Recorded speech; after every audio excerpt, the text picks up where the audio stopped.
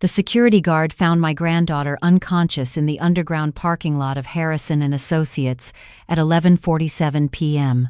Her blouse was torn, her briefcase scattered across the concrete, and there were bruises forming around her neck. When the paramedics arrived and she briefly regained consciousness, she grabbed my son's arm with desperate strength. "Dad," she whispered, her voice raw and broken. "It was Mr. Harrison," he said. "He said people like us should know our place. Tell Grandma. Tell her to open the filing cabinet, the one Grandma Ruth left behind. It's time." Then her eyes closed, and she went limp. My son called me at midnight. I was already in bed, but I hadn't been sleeping. At 68 years old, sleep doesn't come as easily as it used to. When I heard his voice cracking on the other end of the line, I knew something terrible had happened. By the time he finished explaining, I was already getting dressed. Emily, my granddaughter, 26 years old, fresh out of law school, working as a junior associate at one of the most prestigious law firms in Atlanta. She had been so proud when she got that job. Harrison and Associates had represented Fortune 500 companies, politicians, celebrities. Getting hired there straight out of Georgia state law was supposed to be her ticket to a different life than the one our family had known. I drove to Grady Memorial Hospital in the rain, my windshield wipers struggling against the downpour. The whole way there, I kept thinking about what she had said. Tell Grandma to open the filing cabinet, the one Grandma Ruth left behind. My mother, Ruth Williams, had passed away 3 years ago at the age of 89. She had worked for Harrison and Associates for 41 years, from 1962 until 2003. She started as a cleaning woman, eventually becoming the office manager's assistant, then finally the head of administrative services. But no matter how many promotions she received, to the Harrisons, she was always just the help. I remembered something Mama said to me once, years ago, when I was complaining about how the partners at the firm treated her. "Baby," she said, her eyes sharp behind her reading glasses. "They think because I empty their trash cans and organize their files, I don't understand what's in them. That's their first mistake. Their second mistake is assuming I'll forget what I've seen. And their third mistake," she had smiled then, a smile I didn't quite understand at the time. "Their third mistake is thinking I'm not keeping records of my own." I never knew what she meant by that. Not until now. When I arrived at the hospital, my son David was in the waiting room with his wife Maria. His eyes were red, his hands shaking. Maria held on to him like he might collapse at any moment. The police were there too, asking questions, taking notes. When they heard who Emily had named as her attacker, I watched their demeanor change. The lead detective, a woman with gray hair and tired eyes, exchanged a look with her partner. "Ma'am," she said carefully, "are you certain your granddaughter said it was Richard Harrison? Richard Harrison III? The managing partner of Harrison and Associates?" "That's what she said," David replied, his voice tight. "She said his name. She said he told her people like us should know our place." The detective nodded slowly, but I could see the doubt creeping into her expression. Richard Harrison III wasn't just a lawyer. His family had founded one of the most powerful law firms in the South. They had represented 3 governors, 2 senators, and countless corporate giants. They had donated millions to hospitals, universities, and charities across Georgia.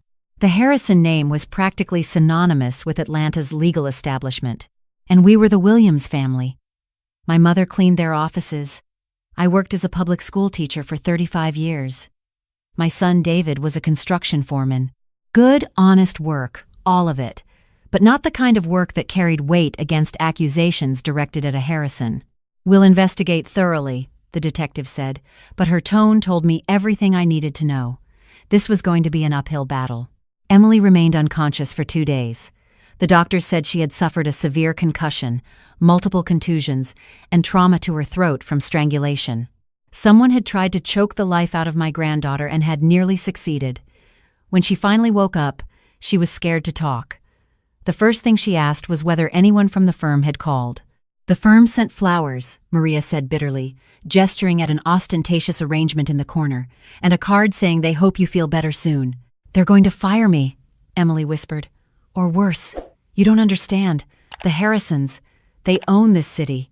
They own judges, politicians, journalists, Anyone who crosses them disappears, not literally, but professionally. Their careers end, their reputations get destroyed. No one wins against the Harrisons. I sat down beside her bed and took her hand. "Tell me what happened, baby. Tell me everything." And she did. Emily had been working late, as she often did. Junior associates at big firms were expected to put in 80-hour weeks, and Emily was determined to prove herself. She had been in the file room, searching for documents related to a case she was assisting on, when she found something she wasn't supposed to see. A box of files marked confidential. Harrison eyes only had been left on a shelf, apparently misplaced by someone who was reorganizing the archives. Inside were records of payments. Millions of dollars, stretching back decades, paid to various individuals and organizations with cryptic descriptions. Settlement, discretionary. Resolution, confidential. Accommodation, personal matter. But what caught Emily's attention were the names. Judges, city council members, a state senator, a police commissioner. "It was a bribery ledger," Emily said, her voice barely above a whisper. 40 years of bribes, Grandma. They've been buying people for 40 years. Emily had taken photos with her phone.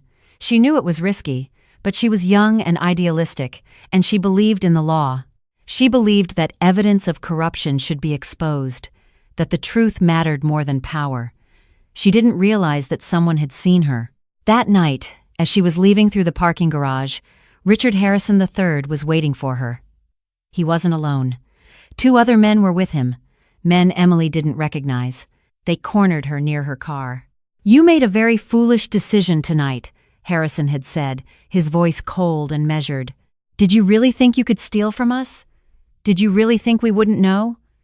He had gotten close to her then, close enough that she could smell the whiskey on his breath. "Your grandmother worked for my grandfather.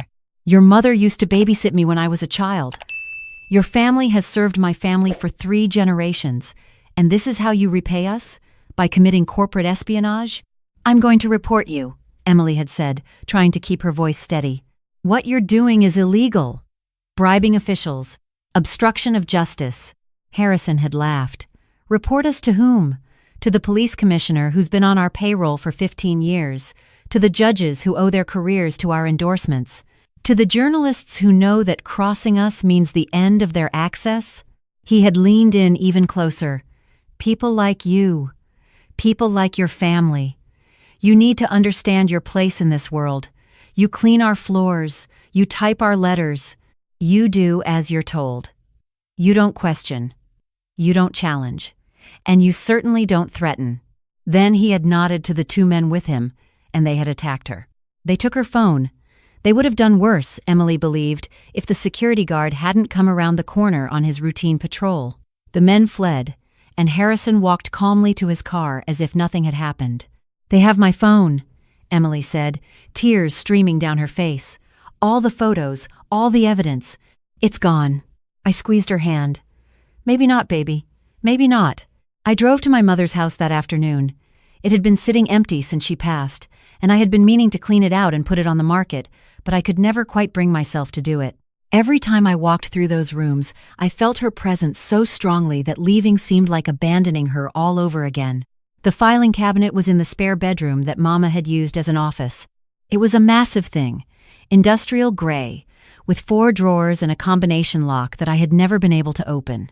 When we sorted through her belongings after the funeral, my sisters and I had assumed it was just old tax returns and household records. We left it for later, and later never came. But I remembered the combination now. Mama had told me once, years ago, thinking I wasn't really listening. "If you ever need what's in that cabinet," she had said, "the combination is the date your grandfather died. Month, day, year." I had filed it away without thinking much about it. August 14th, 1971, the 14th of August 2071. My hands trembled as I spun the dial. When I heard the click and pulled the drawer open, I felt my heart stop. The drawer was packed with manila folders, each one labeled in Mama's neat handwriting. Harrison Sr., 1965 to 1975. Harrison Jr., 1976 to 1990. Harrison III, 1991 to 2003. And in each folder, Documents. Hundreds of documents. Photocopies of memos, letters, financial records, contracts, and at the front of each folder, a cover sheet in Mama's hand summarizing what the documents contained. I sat down on the floor and began to read.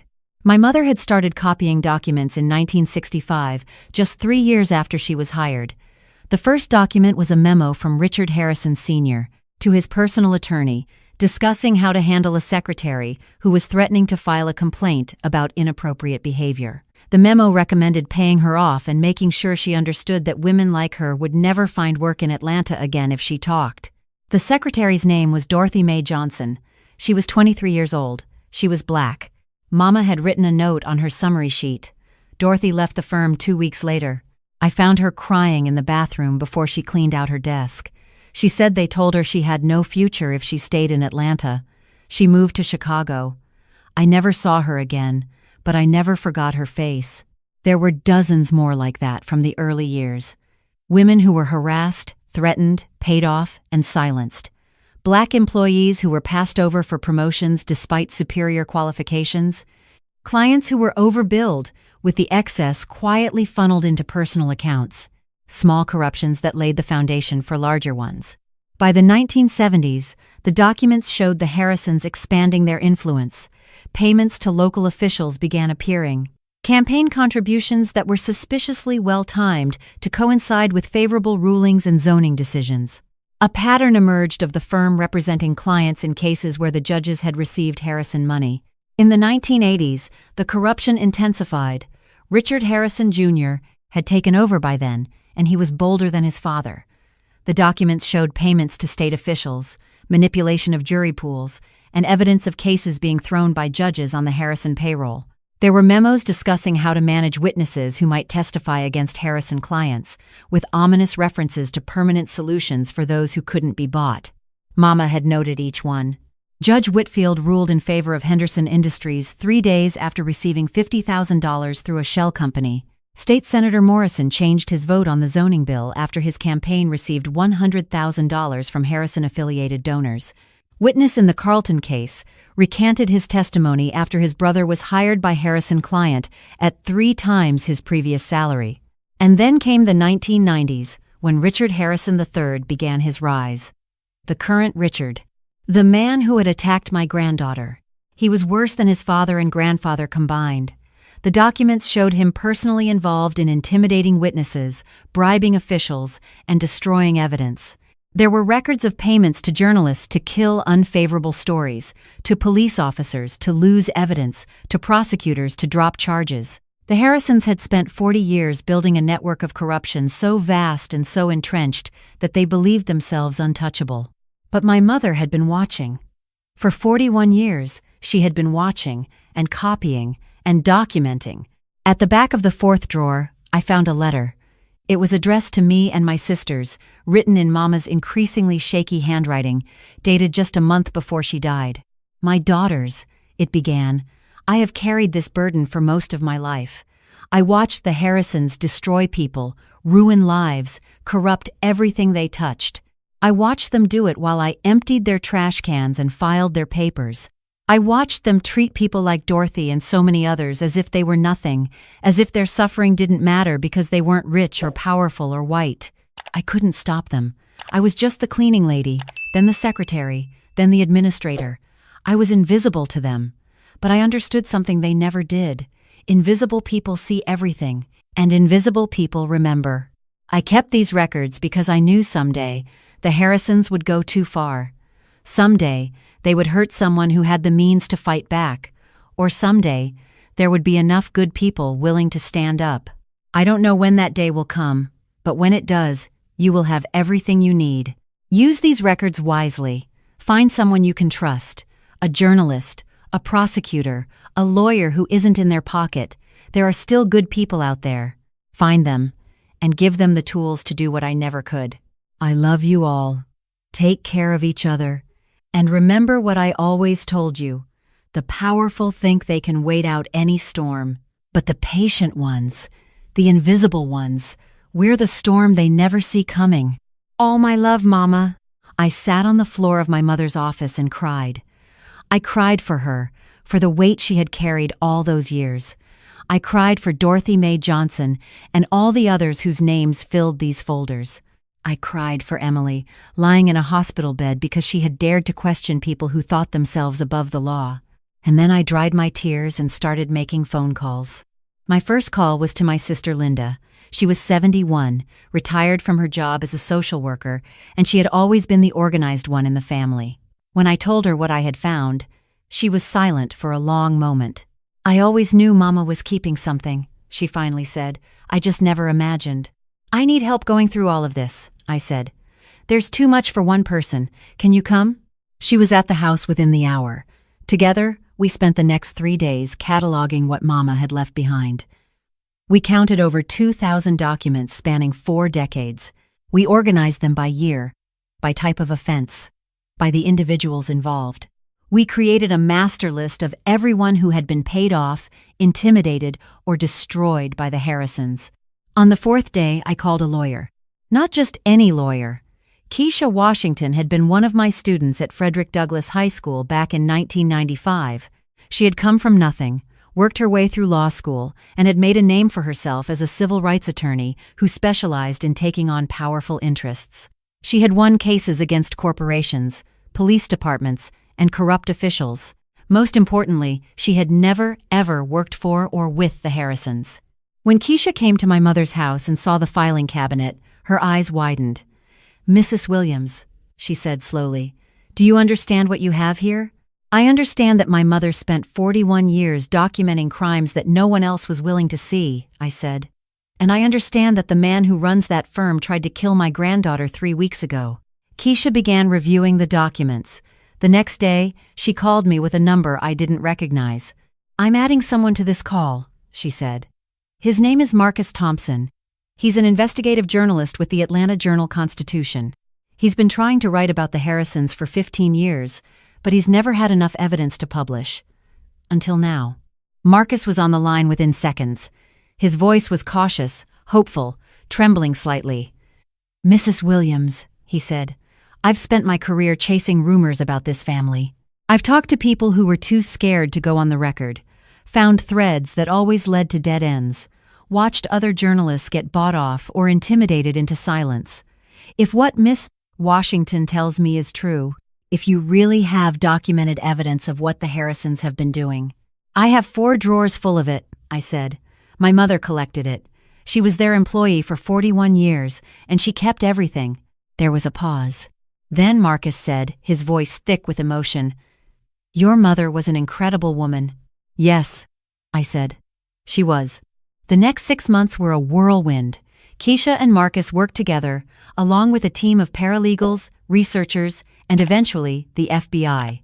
The federal agents got involved when Keisha presented evidence of wire fraud, bribery of federal officials, and tax evasion totaling over $75 million, the U.S., into Ontario Way.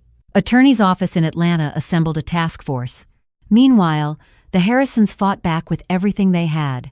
They hired crisis management firms, deployed armies of lawyers, and tried to intimidate anyone who would talk. They filed a lawsuit against Emily for theft of confidential documents, even though she was the victim of assault. They had their people in the media plant stories questioning the authenticity of my mother's documents. But Mama had been meticulous. Every document she copied, she had dated and noted where and when she found it. She had kept a journal, separate from the files, where she recorded her observations in real time. She had even, in the later years when technology made it possible, kept backup copies in a safe deposit box at a bank in Decatur. The FBI forensics experts authenticated everything: the paper, the ink, the photocopier patterns, the handwriting. It all checked out. My mother's documentation was solid.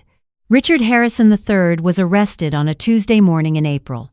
The footage of him being walked out of his office in handcuffs, past the portraits of his father and grandfather, was broadcast on every network. Within a week, 3 judges had resigned. The police commissioner announced his retirement. A state senator withdrew from his re-election campaign. The trial lasted 8 months.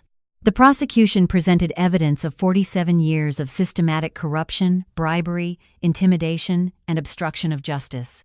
They called witnesses who had been silent for decades, emboldened by the overwhelming documentation to finally tell their stories.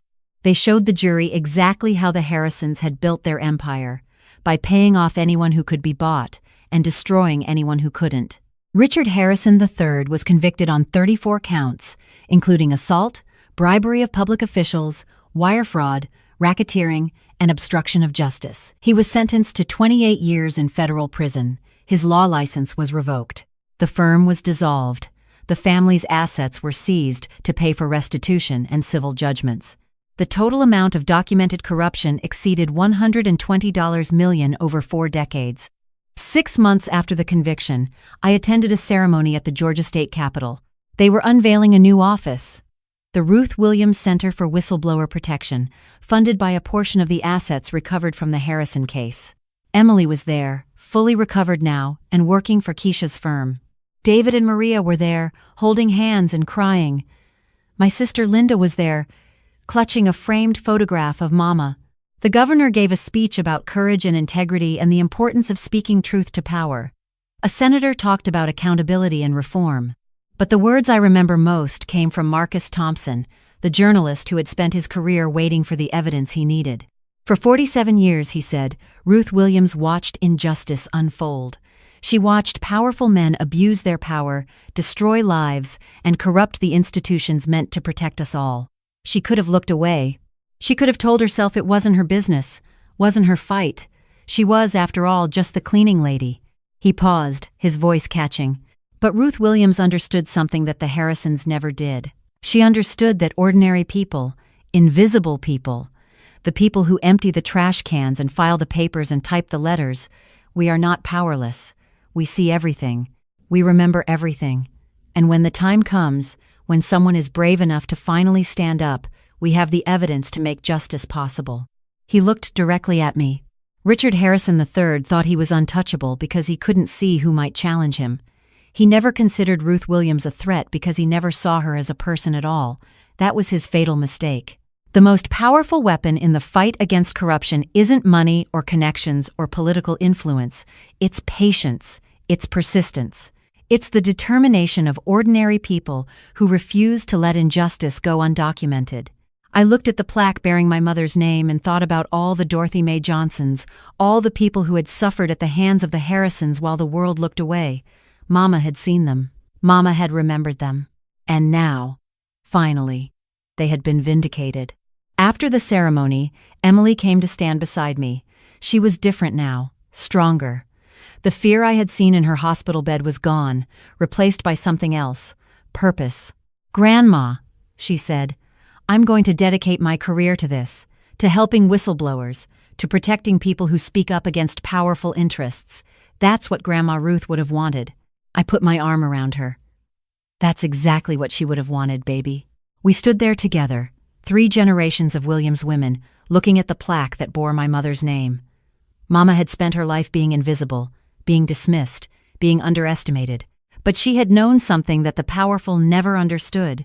The invisible see everything, and the patient can wait forever. They thought we were nothing, I said quietly, more to Mama than to Emily. They thought because we cleaned their floors and organized their files, we didn't matter. They never imagined that the cleaning lady was keeping records. They never imagined that their downfall was being documented one photocopy at a time, year after year, decade after decade. Emily squeezed my hand. Grandma Ruth was amazing. Yes, she was. And do you know what she used to tell me whenever I got frustrated with how long things took? What? I smiled, remembering Mama's voice, calm and steady and absolutely certain. She used to say, "Baby, the powerful think time is their friend. They think they can wait out any scandal, outlast any investigation, survive any accusation. But time isn't on their side. Time is on the side of the ones who watch and wait and remember. Because the powerful get careless. They forget who's watching. They stop paying attention to the people they think don't matter. And that's when the invisible ones strike." I looked up at Mama's name, etched in bronze on the wall of the state capitol. 47 years, Mama, I whispered. 47 years, and you never gave up. You never stopped watching. Never stopped documenting. Never stopped believing that someday it would matter. A tear rolled down my cheek, but I was smiling. And it mattered, Mama. It all mattered. Every document, every note, every careful record you kept in that filing cabinet. It brought them down. It brought them all down. The sun was setting over Atlanta as we left the capital. The city stretched out before us, gleaming and complicated and full of people who would never know about Ruth Williams or her filing cabinet. But that was okay. Mama hadn't done it for recognition. She had done it because it was right. She had done it because someone had to watch the watchers, had to keep the powerful honest, had to make sure that when the moment finally came, the truth would be there waiting. I drove home that evening thinking about all the invisible people in all the offices and buildings and institutions across America. The cleaning crews working night shifts while executives talked freely, assuming no one was listening. The secretaries filing papers that documented crimes their bosses thought no one would ever see. The assistants and aides and support staff who witnessed everything and were treated as if they weren't even there. How many of them were watching? How many of them were remembering? How many of them had filing cabinets of their own, waiting for the right moment? The powerful should be afraid, I thought, not of the journalists or the prosecutors or the politicians. They know how to handle those. They should be afraid of the invisible ones. The ones who empty the trash and type the memos and know where all the secrets are buried. Because the invisible ones are always watching, and the invisible ones never forget.